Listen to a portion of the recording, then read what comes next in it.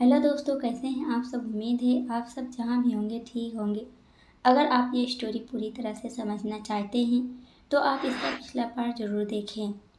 उस आदमी को देखकर आरोही के पैरों तले जमीन खिसक गई। आरोही ने धीरे से अपने बाबा की तरफ देखते हुए पूछा, ये सब क्या हो रहा है बाबा? हमें कुछ समझ में नहीं आ रहा है। तभी उसकी नज़र सामने बैठी बच्ची पर गई, जो कि बड़े मज़े से समोसे खा रही थी। वो खिलखिलाते हुए बोली, मौसी, नानू ने आपके लिए नए मौसा ढूंढे हैं। जैसे ही आरोही के कानों में उस बच्ची के शब्द पड़े, वो गुस्से से तिलमिला गई और अपनी जगह से उठते हुए बोली, बाबा, जो गलती हमने बचपन में की थी वो गलती हम दोबारा कभी नहीं करेंगे।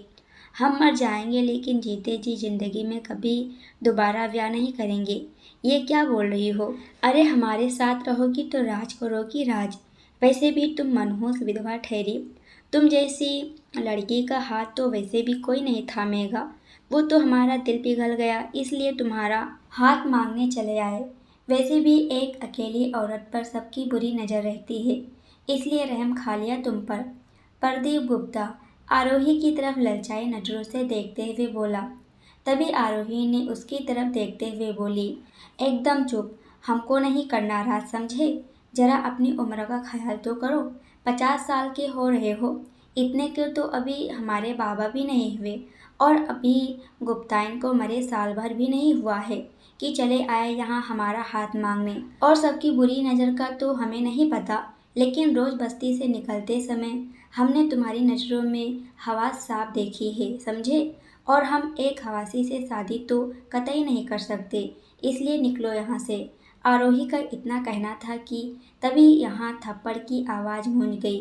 राधे श्याम, जवान बेटी पर हाथ उठाना ठीक नहीं है, दादी ने पीछे से राधे श्याम को डांटते हुए बोली। आरोही ने एक नज़र राधे श्याम की तरफ देखी और फिर घर से बाहर भाग गई। हम यहाँ बदनामी करवाने के लिए नहीं आए थे। एक बात याद रखना, हम आरोही को पाकर ही रहेंगे। और देखना, अब उसे बिना शादी किए हम अपने साथ अपने घर में रखेल बनाकर नहीं रखा तो हमारा नाम भी प्रदीप गुप्ता नहीं।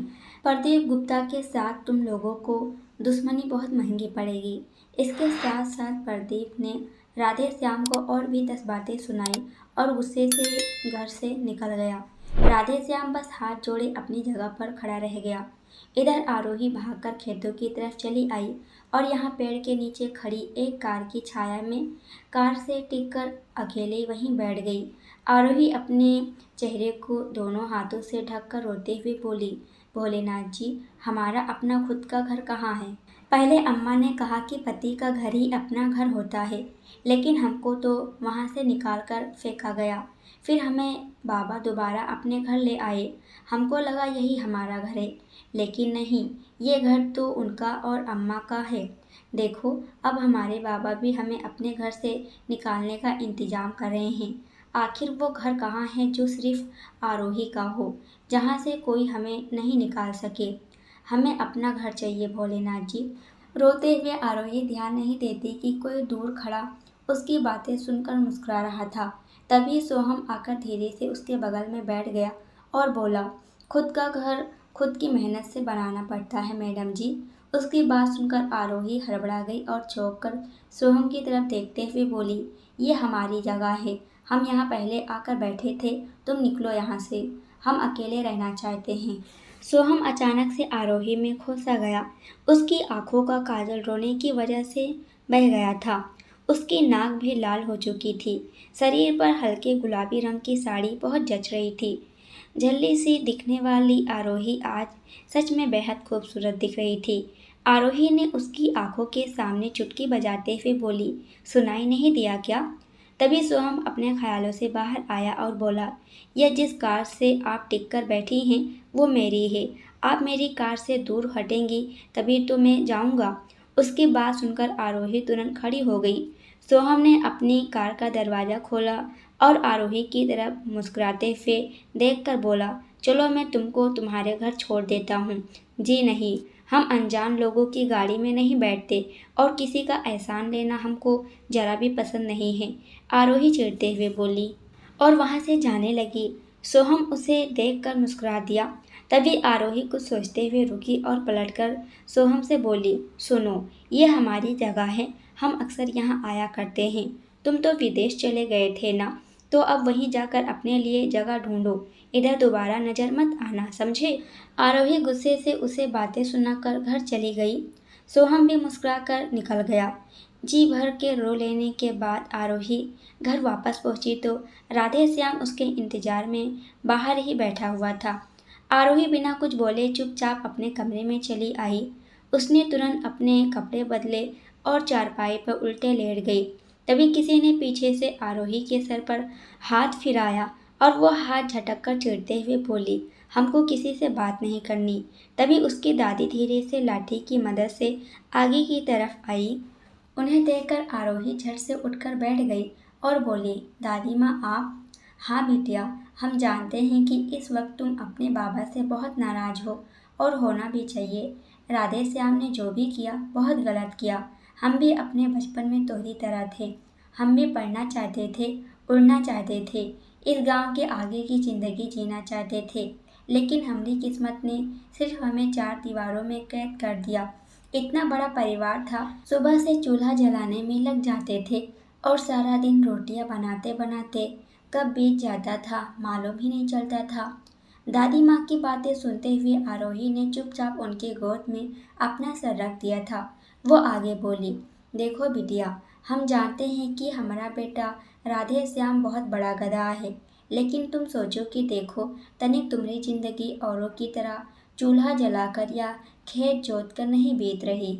हम लाख चाहते थे कि हमें पोते का चेहरा देखना नसीब हो जाए, लेकिन हमरी तो बोली, लेकिन दादी माँ स्कूल।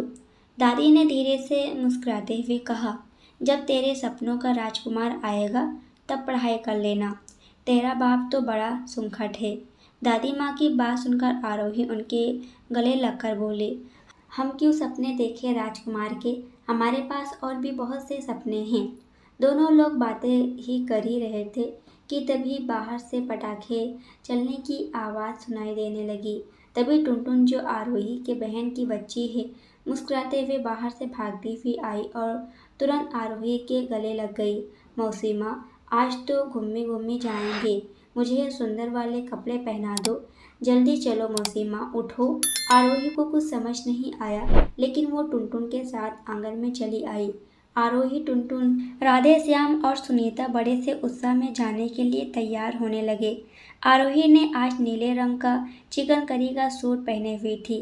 किस्मत फूटी थी पर तोहे जा वजह से मौका मिला है।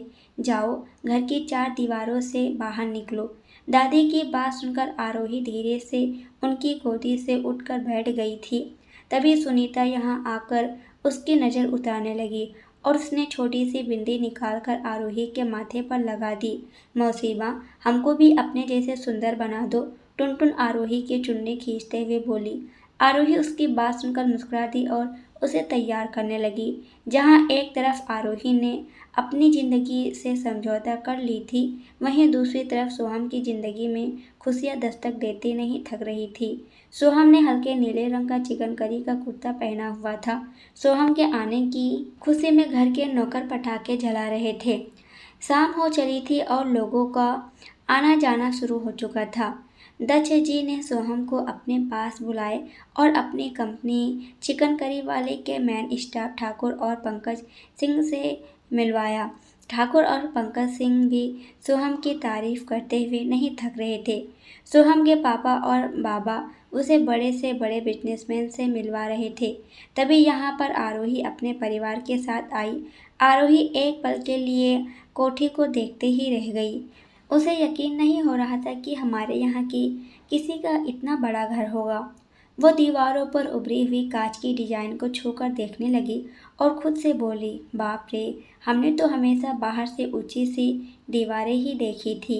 ये कोठी तो इतनी बड़ी है कि सारा गांव इसमें समा जाए। कितनी सुंदर नक्शाएं हैं। आरोही ने एक कोल्ड ड्रिंक की बोतल टुनटुन को पकड़ा दी और उसका हाथ पकड़कर दूसरे हाथ से कोल्ड ड्रिंक पीते हुए कोठी की खूबसूरती देखने लगी। टुनटुन ने भी ऐसा नज़ारा पहली बार देखी थी। आसमान में आतिशबाजी का दृश्य बड़ा खूबसूरत था। टुनटुन ने रंग बिरंगे आसमान की तरफ देखी और फिर एक नज़र नीचे डाली तो डर के मारे चिल्ला पड़ी आरोही मौसी माँ। उसकी आवाज़ सुनकर सब लोग इन दोनों की तरफ देखने लगे। सोहम भी इन दोनों से कुछ ही दूरी पर खड़ा था और आरोही की तरफ देखते ही उसके चेहरे के रंग उड़ गए। सोहम ने जब आरोही की तरफ देखा तो उसके चेहरे के रंग ही उड़ गए। आसमान में जल रही आतिशबाजी से जलता हुआ एक कतरा आरोही की चुनरी पर आकर गिर गया था, जिसकी वजह से उसकी चुनरी में आग पकड़ ली थी। सोहम भागते हुए आरोही के पास आया। अरे ये आग कैसे लगी? मेरे साथ चलिए। सोहम आरोही का हाथ पकड़कर उसे पुल की तरफ ले जाने लगा, लेकिन तब तक आरोही ने अपने हाथ में पकड़ी हुई कोल्ड ड्रिंक की बोतल जलती हुई चुनरी पर खाली कर दी। आरोही को ऐसा करते देखकर टुनटुन भागकर आरोही के पास आई और उसने भी बोतल में बची हुई कोल्ड ड्रिंक आरोही की चुनरी पर डाल दी थी। चुनरी की आग तो बुझ चुकी थी, लेकिन आरोही की हरकतों ने सोहम के दिल में एक अजीब सी आग जरूर लगा दी थी। आरोही अपनी नजरें मटका कर अपना हाथ छोड़ने के लिए सोहम के सामने इशारा कर रही थी, लेकिन सोहम तो उसमें खोसा गया था। वही काजल से सनी सुनहरी आंखें। आज आरोही के चेहरे पर धूल नहीं थी, लेकिन कोई मेकअप भी नहीं था। आज उसके बाल खुले हुए थे, जो उसकी कमर तक झूल रहे थे। आरोही ने जब देखा कि सोहम उसे घूरे जा रहा था, तो उसने झटके से अपना हाथ वापस खींच लिया। अब जाकर सोहम को होश आया था। उसने देखा कि सारे लोग उसे ही घूर रहे थे। आरोही के पास उसकी माँ और बाबा आए और राधे श्याम परेशान होते हुए बोले, बिटिया तुम ठीक हो ना? कहीं जल तो नहीं गई? आरोही ने मुंह टेढ़ा करते हुए जवाब देती है, आप काहे पूछ रहे हो? तुमको तो हमें घर से भगाना है ना? हमको नहीं पता। इतना बोलकर आरोही वहां से चली गई और फिर से कोल्ड ड्रिंक उठाकर पीने लगी और टुनटुन को भी एक कोल्ड ड्रिंक की बोतल पकड़ाकर कुर्सी पर फैलकर बैठ गई। तभी अचानक से सोहम के ऊपर स्पॉट लाइट पड़ी। सब लोग स्टेज की तरफ देखने लगे। सोहम उत्साह से अपने दादाजी की तरफ इशारा करते हुए बोला, मैं हमारे परिवार के सबसे अहम सदस्य मेरे प्यारे दादाजी के बारे में कुछ शब्द बोलना चाहूँगा। दादाजी ने चिकन करी कला को नए ऊंचाइयों तक पहुंचाने में अपना बहुत बड़ा योगदान दिया है।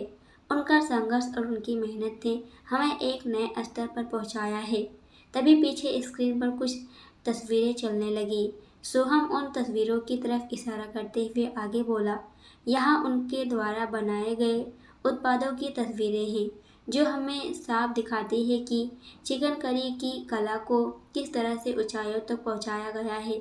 और इस तस्वीर में हमारी बिक्री की संख्या भी स्पष्ट है, जो दिखाती है कि लोग हमारी कला को पसंद कर रहे हैं और हमारी मेहनत का समर्थन कर रहे हैं। और ये हमारे मिल की कुछ तस्वीरें हैं, जो हमें ये बताती है कि कैसे हम सब ने मिलकर अपने सपनों को हकीकत में बदला है। तभी पार्टी में लोगों का उत्साह बढ़ने लगा और नारे लगने लगे, दक्ष जी हम आपके साथ हैं, दक्ष जी आप महान हैं। आरोही भी अपने बाबा को पूरे उत्साह के साथ नारे लगाते हुए देख रही थी। तभी दक्ष जी ने अपना हाथ ऊपर उठाकर लोगों को शांत होने का इशारा किया। दक्ष जी ने स्टेज पर आकर सोहम को गले लगा लिया और फिर लोगों की तरफ देखते हुए बोले, हमें बहुत बेसब्री से इस दिन का इंतजार था। हमारा पोता सोहम अब इस काबिल हो गया है कि वो अब मल्होत्रा चिकन करी वाले का कारोबार संभाल सके। मुझे पूरा भरोसा है कि सोहम चिकन करी के इस कारोबार को ऊंचाइयों तक ले जाएगा। तभी आरोही की नज़र दक्ष जी पर पड़ी। वो इस उम्र में भी एकदम फिट नजर आ रहे थे।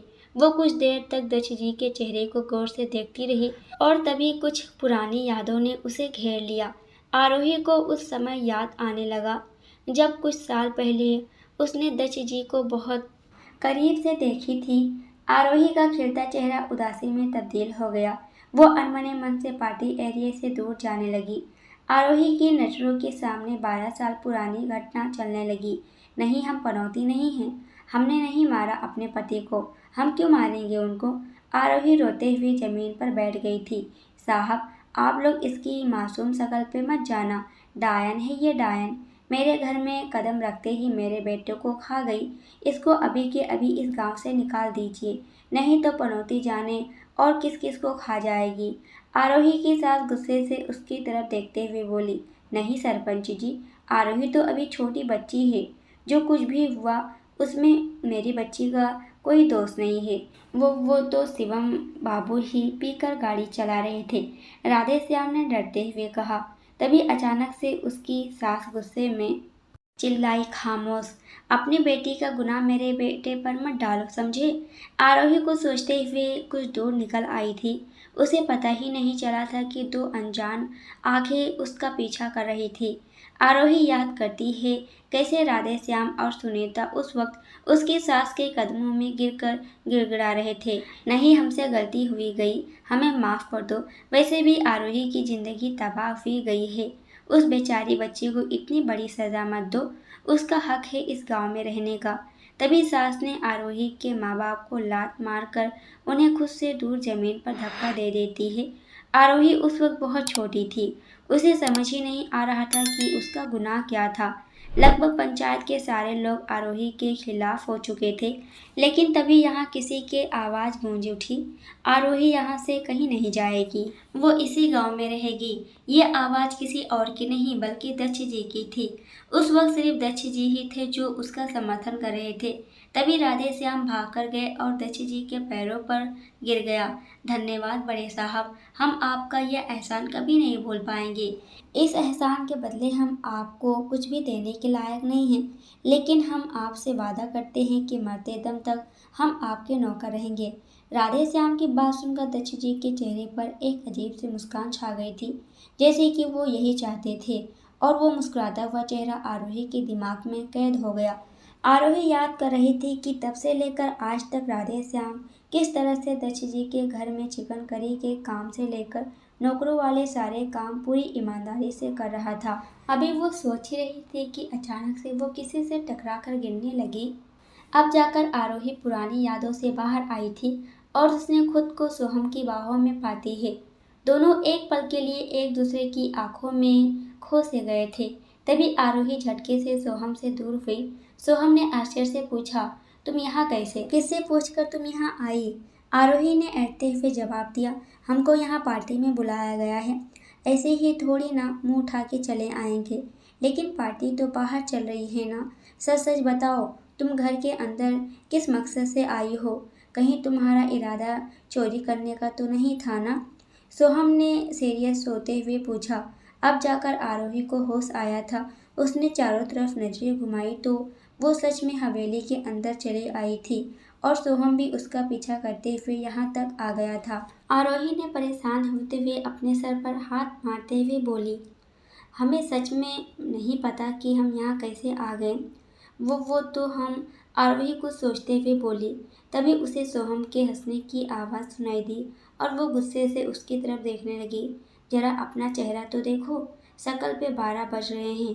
सोहम ने जब देखा कि आरोही उसे गुस्से से घूर रही थी, तब वो आरोही के करीब जाकर बोला, मुझे पता है कि तुम कुछ चोरी करने नहीं आई थी, मैं तो पूरे वक्त तुम्हारे पीछे था। तुम न जाने कहाँ खोई हुई थी, ये सब मजाक लगता है तुम्हें? तुम बड़े लोग हो, तुम्हें एक पल में हमारे ईमान पर उंगली उठा दी। तुम्हें पता भी है हम कितना डर गए थे। किसी के ईमान पे उंगली उठाना मजाक नहीं होता। आइंदा हमसे इस तरह की मजाक मत करना, समझे? आरोही ने गुस्से में उंगली दिखाते हुए चेतावनी देते हुए बोली। सोहम ने तुरंत उसकी उंगली पकड़ ली और उसकी आंखों में आंखें डालते हुए बोला, तुम्हारी प्रॉब्लम क्या है? जब से मिली हो बस चिढ़कर बुरी तरह से बात किए जा रही हो। आज तक मुझसे किसी भी लड़की ने इस तरह से बात नहीं की है। मैंने बोला ना, मैं सिर्फ मजाक कर रहा था। फिर क्यों बात का बतंगड़ बना रही हो? बात का बतंगड़ हम बना रहे हैं। पता है तुम्हारी दिक्कत क्या है? तुम तो सोने की कटोरे में पैदा हुए हो, तुम्हें तो सब परोसा हुआ मिला है। तुम वो बिजनेस संभालने आए हो जिसे पहले से ही खून पसीने से सींच कर ऊंचाई तक पहुंचा दिया गया है। उसके लिए तुम्हें कोई मेहनत भी नहीं करनी है। उस दिन तुमने हमसे खेत पर कहा था ना, अपना घर अपनी मेहनत से बनता है। सही कहा था, सही कहा था। मेहनत तो हम जैसे गरीबों के हिस्से की ही आती है। आरोही ने चिढ़ते हुए बोले जा रही थी। उसकी बात सुनकर सोहम की आंखों में गुस्सा उतर आया था। दोस्तों, आज के लिए इतना ही। इसके आगे क्या होगा क्या है आरोही का अतीत जानेंगे अगले वीडियो में। जब तक ये देखिए वीडियो पसंद आए हो तो वीडियो को लाइक और कमेंट जरूर कीजिएगा।